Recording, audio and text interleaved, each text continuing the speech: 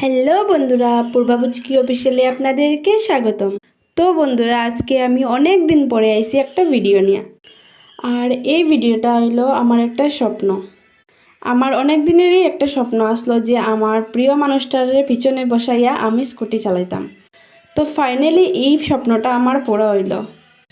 সবার তো অনেক বড় বড় ইচ্ছা স্বপ্ন থাকে। আমার অত বড় বড় ইচ্ছা স্বপ্ন নাই, তারপরে দেখো আমার এই স্বপ্নটা আসলো যে আমি একদিন স্কুটি লইতাম আর আমার বয়ফ্রেন্ডের পিছনে বসাইয়া আমি স্কুটি চালাইতাম। এটা এমন কোনো ব্যাপার না, তারপরেও আমার লাগে এটা খুব স্পেশাল একটা জিনিস। তো হ্যাঁ আমি থ্যাংক ইউ হইতে চাই, কেন কি হ্যাঁ যদি আমারে চালানি শেখাইতো না তাইলে আজকে আমি স্কুটি চালানিও শিখতে পারলাম না। তো আজকে আমরা বাইরে গেছি ঘুরতে। আর আমি তো প্রথম প্রথম ড্রাইভ করা আমার খুব বেশি ভালো লাগে, খুব বেশি বলতে খুব বেশি অনেক খুশি আসলাম। তারপরে ওদিকে অনেক ডর আসলো ভিতরে, কেন কি ফার্স্ট টাইম যেহেতু স্কুটি চালাইলাম, পিছনে অন্য একটা মানুষও বসাইলাম, যদি কোনো কিছু হয়ে যায় তো এটা একটা বহুত বড় রিস্কের ব্যাপার।